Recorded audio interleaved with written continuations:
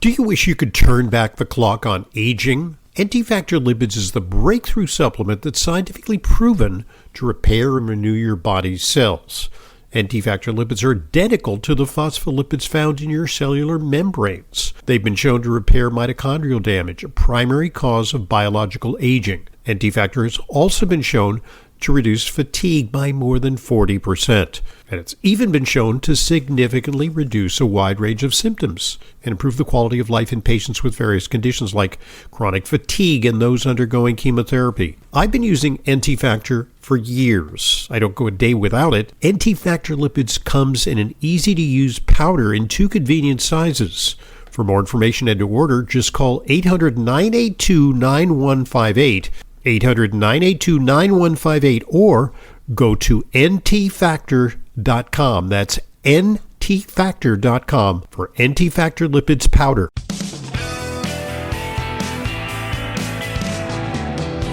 Welcome to today's Intelligent Medicine Podcast. I'm your host, Dr. Ronald Hoffman. We're taking a fascinating deep dive into the subject of natural dairy and regenerative farming. We're talking to an expert. He's Sam Ingersoll. He's marketing director of an outfit called Kelowna Supernatural, Kalona Supernatural. Look it up, Google it. You'll get to the website, kelownasupernatural.com. And he talks about his work there. It sounds like a federation of farmers that adhere to your standards, right? Is that kind of the way it works? That's correct, both in the organic side and then fully regenerative side. Okay. So let's talk about the pervasive use of antibiotics in dairy farming. I think some of them are now prohibited, but still, do antibiotic residues find their way into a fairly high percentage of dairy products that people find in supermarkets? In general, most of the dairy industry can feed their cows feed that it's GMOs, pesticides, herbicides, and then antibiotics. Although RGB hormones, I think, have been sort of banned, and people don't use those in the United States. These are the bovine growth does it find its way hormone. into food is another issue. I'm sorry, what did you say? What was the last? I think, do those things find their way into our food is another important issue. Okay. How do you mean? Because, you're saying that the growth hormones are now regulated or banned, but are they being used under the radar? Well, that's a good question. I don't know that. I can't say that. But I think that most many dairy companies, especially on the organic side, have turned away from anything like that. Mm-hmm. Okay. So that at least organic gives you a little. And again, what the definition of organic when it comes to dairy? You can't feed them a pesticide, herbicide laden feed. Is that the principle there? Or GMO labeled feed for 3 years prior to certification. Okay. So it takes 3 years to transition. And they have minimal animal treatment standards. So for dairy, the cows have to be on pasture 120 days a year minimum. We exceed that. And then you can't use antibiotics or hormones. Mm-hmm. And then, of course, there's humane considerations here too, because PETA, for example, believes that the dairy industry involves exploitation of cows. And in fact, I got to say that the humans have used dairy products from time immemorial, the way that animals are confined on factory farms, and they're virtually milk-producing machines hooked up to, milking machines and, computerized apparatus and, with artificial light and pens. It's not such a happy lot for them. Is there any advantage to these small regenerative family farms? Absolutely. There's lots of, conventional agriculture around the world, I would say, including dairy, can destroy entire ecosystems, soil, food, health, communities.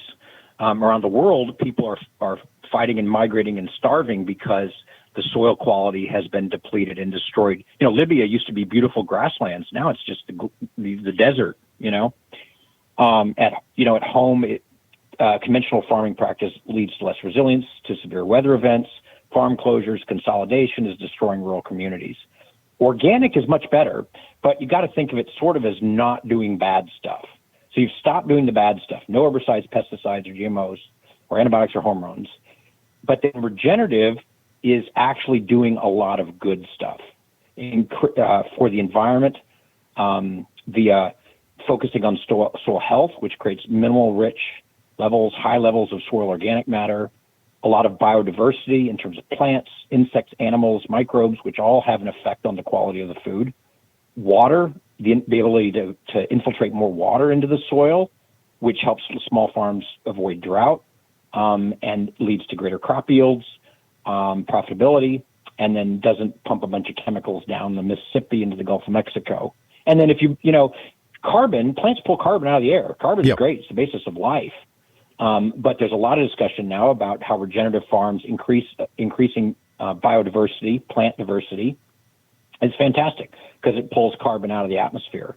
I mean, we see that here with, in the springtime, you can see clouds of carbon just being ripped up and pumped into the atmosphere. They can see that. It's like on spectrographs, there's like big, massive amounts of carbon floating up. And we think that needs to stay in the soil for starters. So yeah, regenerative practices help the environment, help food quality, and are better for cows. And so I would say this about cows. Yeah. Cows are not the problem. It's the way cows are used. Conventional dairy cows get packed into up to 15,000 cows per barn.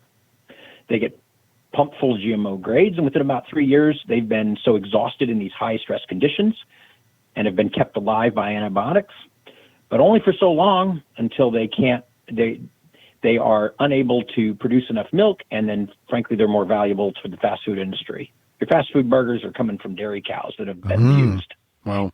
And they contribute, I think there is an argument that they contribute to, pollution and waste. You drive out through like Kansas towards Denver and you start to see these massive, landscapes that are empty of everything. And then you come to these massive farms where all these animals are just pooping into one big endless pile, cow and that sheds. stuff gets released. Yeah. And then that stuff actually destroys communities because where's all that effluent going? It's one of the things that... But it's a difference for regenerative farms. Regenerative dairy farms do things differently. So one of the things I've heard is that you can actually modify the amount of methane. Methane is the culprit. It's said to be, a global warming gas, and animals obviously either fart or belch methane into the atmosphere. Probably more it's eructations. It's from the upper GI tract. But in a human condition that I treat frequently in patients, they have what's called SIBO, small intestine bacterial overgrowth. It's often a proliferation of bacteria that's caused by overuse of antibiotics and high carbohydrate food, too much sugar, and it creates a sort of a bubble toilet trouble where gas is produced in the gastrointestinal tract and it comes out both ends. When you feed animals a more natural feed, do you tamp down on that methane production? Oh, I think so. I mean, evidence is there. People are doing all kinds of studies. They're mostly, though, just like with global warming, going to develop some super technology solution air scrubbers. Are you kidding me? Masks over cows? Give me a break. Yeah. We used to have, millions and millions of bison and deer and elk stomping across the United States. They weren't producing too much carbon dioxide or methane. In fact, all their dung and their pee, which was a lot, was being dumped in one area, stomped into the soil, absorbed by plants in a natural way, as it was right there. And then the animals would go away, and then they come back in a year and do the same thing. It's called high density grazing. Right. We mimic that on our farms. Well, that's actually, that's the model. That's the model ecosystem, which is, when the early explorers first came across the country, they noticed vast, unending prairies, which were populated by millions of bison and other herbivores, animals that ate the grass. And this was a self-sustaining environment for millennia. And of course, as European settlers came to the United States, and they said, wow, this is great fertile farmland. and they began to plow it up and they turned it into cornfields. And then, when the soil became depleted, you added fertilizer. And then, when the bugs came, they added, herbicides and pesticides. In effect, what regenerative agriculture is about is to sort of replicate the primeval conditions by which our ecology was in balance. Yeah, and it developed that way for tens of thousands of years. And then after World War II, when they needed to figure out a new use for the chemical weapon content and ingredients, let's dump nitrogen. Let's dump nitrogen into all the fields and give it nitrogen that way. Well, there's plenty of nitrogen in the air. You just need enough plants to pull it down. And when you dump nitrogen on plants, you know what they do? They get lazy. They're like lazy. They just absorb it. It's like you're just stuffing somebody with food, and they get lazy. Interesting. And they become far less effective. For the bisons, give me 10,000 cows. Give me 10,000 cows and less land than you could possibly imagine. And if we rotate them the correct way, focusing on the soil health and plant regrowth before we bring them back, mimicking the bison patterns, they are good for the environment. And the studies by sort of vegan associated entities that are making the case that meat, dairy is not as good. It takes more water, etc. It's total bogus, because cows graze that way, ranchers graze, cattle graze that way, are better for the environment and better for our health and better for our communities. Growing a bunch of sterilized, stuff or plants in monocultures, one plant with, sort of chemical inputs, and then combining with a bunch of chemicals to make a fake, meatless burger is harming the environment far more. Oh, and they kill rabbits and all kinds of bugs, et cetera, et cetera. They're harming the environment far more than the dairy cows and the cattle that are grazed in the right way to mimic nature. Right. Sorry, I get excited. No, that's fine. I get going. I enjoy your passion. Okay. So, and I share it. So, there's really a push towards lab grown meat these days, where we can synthesize, we could actually put in cell culture, we can grow the animal cells and clone them and promote them with growth substances. And, that someday, that'll be the way that we can, eliminate animals entirely and just use biotechnology. But what's happening in the milk industry is kind of interesting. Is the milk consumption of Americans is going down because Americans they're kind of wary of milk. They think, maybe it's fattening, or maybe it's causing a lot of allergies. There's a lot of lactose intolerance. So there's a lot of milks out there. There's oat milk. There's macadamia milk. There's almond milk. What say you about aren't they reasonable supplements of substitutes for people who have problems with ordinary milk? Well, I guess they're substitutes if you have a severe, dairy allergy. But stop buying the conventional garbage, that's been sterilized and smashed and comes from cows who have a high grain GMO diet, and see what happens. Well, you might find that you can enjoy dairy once again, and we hear that all the time. Yeah, and this is what I would have to say is that I look at some of these products.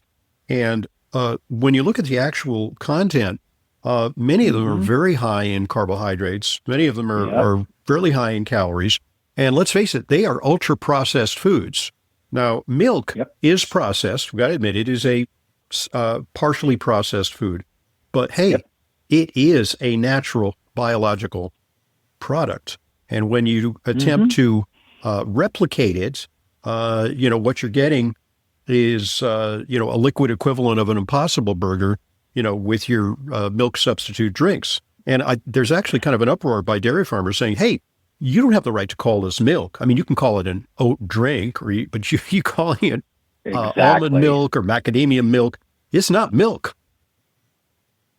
Nope, it's just another money grab, and most of those are filled with garbage, and the ones that aren't, like you pour oat milk, find just oat milk, non-milk, I call it oat water. You pour it into your coffee, and you're going to get a blood sugar spike.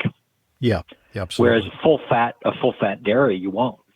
Well, yeah. What about that? Because there is a big push to And I think it's the profit motive is there because what they do is they don't just give you milk like in the old-fashioned way in a milk bottle with cream on the top and milk in the bottom, but they fractionate the milk so you can have it any which way you want. You can get whole cream, or you can get 1% milk, or you can get skim milk, and 6 ways to Sunday. They break it out for you, but is that a false promise? Yeah, I mean, people pushed stay away from fat, stay away from fat. Well, we know that good fats are important, and good fats that aren't polluted or ruined are even more important and actually really good. Again, studies, going after dairy are not regenerative grass-fed, dairy that they're testing on. They're testing on the garbage. But even when I look at some of those studies, Sam, where they actually try to demonstrate that there may be some benefits from low-fat dairy, because right now the American Heart Association, go to the website, they say, well, substitute low-fat dairy for, conventional dairy. But there's no scientific basis for it because new studies are suggesting that from the standpoint of cardiovascular disease, full-fat dairy is not increasing the risk for cardiovascular disease. So, that's like the whole thing is kind of a hype. Yep. And we can't, everybody, I would say that the industry, that people are swinging way towards full fat dairy. Like our whole milk sells incredibly well. It's growing, I don't know. I probably can't say the percent over last year, but people don't buy our 2%, and if we do get people, with certain health conditions. And by the way, just for reference, excuse me, to explain it, and I know that you know this well, but let me share with the audience. Yep. Some people think when they get 2% milk, it's like 98% of the fat has been removed. Actually, full fat milk is 4%, right? So 2% means it's half of the fat is removed. 1% means, 75% is removed. And then skim is like virtually no fat. So, but that, this notion that, 2% milk is very low in fat, it's got less, but, it's about half the fat. Well, everything's about money, usually, and the economic drivers are that if you can sell a lot of skim milk or 2% milk, then you skim off the cream, and all that cream sell it back to people in another way. Yeah, absolutely. There you go. Yeah. Slice it and dice it. Slice it and dice it. Who funds the studies? Yep. Well, that's all interesting. Okay, folks, at this point, let's pause and allow one of our sponsors an opportunity to share an important message with you. So listen up. Here goes.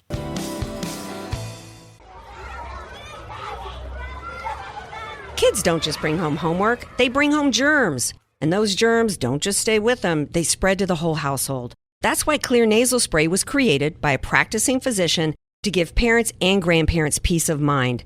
You may not think about it, but your nose is filtering out a semi-truck full of air every single day. Clear isn't just another spray. It creates an additional layer of protection in your nose that blocks bacteria and viruses before they can even take hold. Yes, even that virus.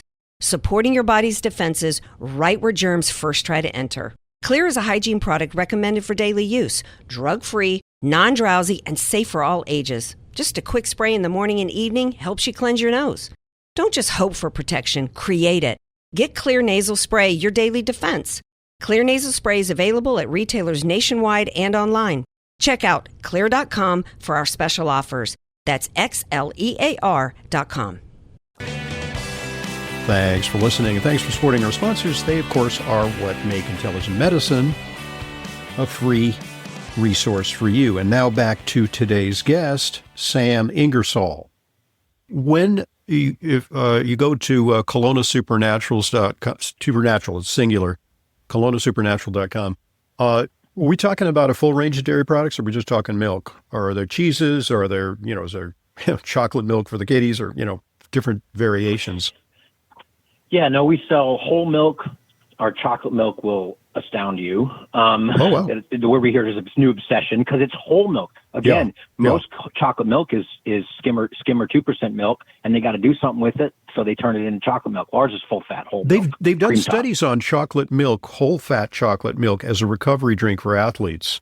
And Fantastic. Some of the studies, because you don't necessarily, like before you go for a run, you really don't want to have a glass of milk. Let me tell you, because if you're looking for a stitch in your side, that'll do it. But as a recovery drink after exertion, it's a great way to replete calories, and there's a lot of protein in a very digestible form. Whey protein is and very valuable. And the right balance of protein to carbohydrates. Yeah, good stuff. Well, okay, so sorry. Yeah, so keep going. We have whole milk, 2% milk, chocolate milk, buttermilk, half and half, whipping cream, 3 different types of yogurt, 100% grass-fed, verified regenerative. We have a couple kefirs. We've got sour cream and cottage cheese. Our sour cream and cottage cheese is not verified regenerative yet, but it comes from the same small organic Amish farms up in Wisconsin, and is great anyway for that.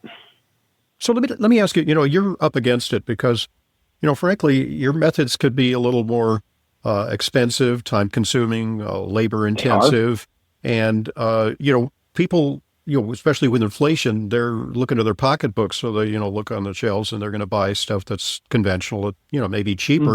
And then the farmers too, the margins have to be greater on those big industrial farms that are run by big corporations. Maybe private equity is involved to, pull more money out of these operations because they got a lot of capital to invest. So how do you get buy-in from, these farmers? Do they have to do it on pure altruism and idealism? Well, I'd say that's part of it. Our Mennonite and Amish farmers are committed to being good stewards of the earth. It's part of their faith tradition. And they're interested in their family generations. Some have been around for 150 years. So they're interested in their families continuing in that dairy farming business. This is very different from small farms now. I'm talking corn and bean kind of farms. If you get in a room with 100 farmers, ask them how many of their kids are going into farming, it's about 1 or 2 maybe raise their hand. Right. So a lot of farmers are telling me that their kids support. are going to college for business degrees because farming is more of a business. It's like, how do you get the tax benefits? How do you get the subsidies? All that kind of stuff. It's not so much, traditional, driving a tractor. It's actually also learning how to use really high-tech, expensive equipment too. Yep, it really requires an educational and a mind shift. But more and more people are realizing this is the only thing that's going to save our yields and our profitability, especially during extreme weather events, which are popping up more, and global climate change, warming in our area. If that's what you believe in. We got customers on both sides of that issue. It's an interesting merger around regenerative. But yeah, they see it from a profitability, they see it from a community standpoint, and they see it from their own families continuing in the farming tradition. But we do pay them pretty well, and the money goes to a bunch of small farmers, not a big corporation. And big corporations, I'll tell you this, you see a dairy, you see an organic dairy that is known for being, I'm not going to bash our competitors because they're trying to do the right things. But when you get a venture capitalist company in that space, what they're trying to do is grow market share as fast as possible. Don't care about being profitable. They can lose money. They're learning to grow that operation as fast as possible and then sell out. Oh. And we know of one case where Interesting. A venture capital company took over and started dumping farms for bigger farms. Yeah. Putting people out of business. So, So, I think this is interesting because you have sort of a bifurcated career. You started as a sociologist and then you started taking care of communities, but it sounds like in kind of an urban setting. And now I think you sort of kind of reconfigured your idealism towards a different cause. So, you're supporting small communities and you're supporting overall health and you're fighting the system in a way by supporting this type of enterprise. My parents were hippies. They were all about fighting the system and doing things differently. But yeah, I'm just like everybody else. I'm a big chunk of our population, which has money, has influence, some affluence, drives a big nice car, and their kids are buried in video games, and everybody's having their mental health and medical challenges, and going, there's got to be a different way to live, and it's got to be more natural. It's got to start with more natural food. And, getting off to electronics a little bit is a big part of that. Indeed. Yeah, no, that's an important message. Yeah. Have you made inroads into the big box stores, or do people have to order through the website? How do people get the products at this point? Yep. No, we by virtue of how we've protected our farms through diversification of corporations, like a trucking company, and our own plants, we've survived. Most little dairies like ours get crushed pretty quickly. Yeah. But we are in 50 states, in 3,500 stores nationwide, including Whole Foods, Sprouts, Hy-Vee, natural grocers, lots of independent co-ops across the country. And that'll be under the Kelowna label, or under all the diverse labels? No, it's our products just got into Erewhon, which is, Hollywood, and where the stars shop. Yeah, absolutely. There's a sort of high-end gourmet health food stores. Well, great stuff. Is there anything else that we should touch upon that you want to get across to our Intelligent Medicine listeners? Well, I just think, the average vegetable found in today's supermarkets are 5 to 40% lower in mineral content. So what we're talking about extends from dairy to carrots and fruits, etc. I think, I think lots of people can't get good food, and so they need supplements, etc. But human gut biome, I mean, it developed just like our evolution over thousands of years, and so a natural solution is pretty good for that. Okay, great. Yep. And I just, if you're looking for it, look for a regenerative certification on the label. We're verified. Our farms are verified by Land to Market. That means we have data that our farms are contributing to the environment. Land to Market is associated with the Savory Institute, which many people know is the leader in land health. And so, for Land to Market, there's a real ethos of, if we're not managing the land differently, what does it matter? Carbon credit swaps, all this stuff is silly if we're not having an impact on the land. And the way they have an impact on the land is to give farmers flexibility in how they're operating, and some consideration of transfer over time, et cetera, which is important, because if you jam a standard down a farmer's throat, they're not going for it, and it can hurt them. It takes a while to do this kind of thing. Absolutely. Well, look, congratulations on a wonderful enterprise. And when I go to the big box stores and some of the places like Whole Food, because I live in Manhattan and there are a bunch of them, I will look for your products because if we don't talk to the dairy manager, and then maybe they'll bring them in or special order them for you. Okay, great. Well, I'm very, very excited about it. Thank you. Sam, wonderful, wonderful discussion of, I think, touching upon this issue of regenerative agriculture, across the board, because, we can apply that to techniques for growing all our crops, and also growing livestock for, animal food consumption. I think these principles are really the way to go, and not, simply eliminating animal products in supposed service of, preventing climate change, and because of the supposed health detriments of animal products. I'm not, as our listeners know, I believe in consumption of animal products alongside plenty of natural produce. So good stuff. Thank you. Thank you very much for joining us. I really appreciate it. So once again, KelownaNaturals.natural, without the S.com. KelownaSupernatural.com. And I'm a fan of yours, and I encourage everybody to go to your website and check your stuff out too. Well, absolutely. We're a mutual admiration society. Good stuff. Thank you, Sam. I appreciate it. I'm Dr. Ronald Hoffman, and this is the Intelligent Medicine Podcast. I want to thank you for listening to the Intelligent Medicine Podcast. Follow us on Apple Podcasts, Spotify, Amazon Music, or your favorite podcast app, and get new episodes automatically downloaded every weekday. And please give us a rating and review. It truly helps new people discover intelligent medicine. The Intelligent Medicine Podcast is for general informational purposes only and does not constitute the practice of medicine, nursing, or other professional healthcare services, including the giving of medical advice, and no doctor-patient relationship is formed. The use of information on this podcast or materials linked from this podcast is at the user's own risk. The content of this podcast is not intended to be a substitute for professional medical advice, diagnosis, or treatment. Users should not disregard or delay in obtaining medical advice for any medical condition they may have, and should seek the assistance of their healthcare professionals for any such conditions. Finally, please visit drhoffman.com and discover everything Intelligent Medicine has to offer, including frequently updated, unbiased health news, and fully vetted product and supplement recommendations.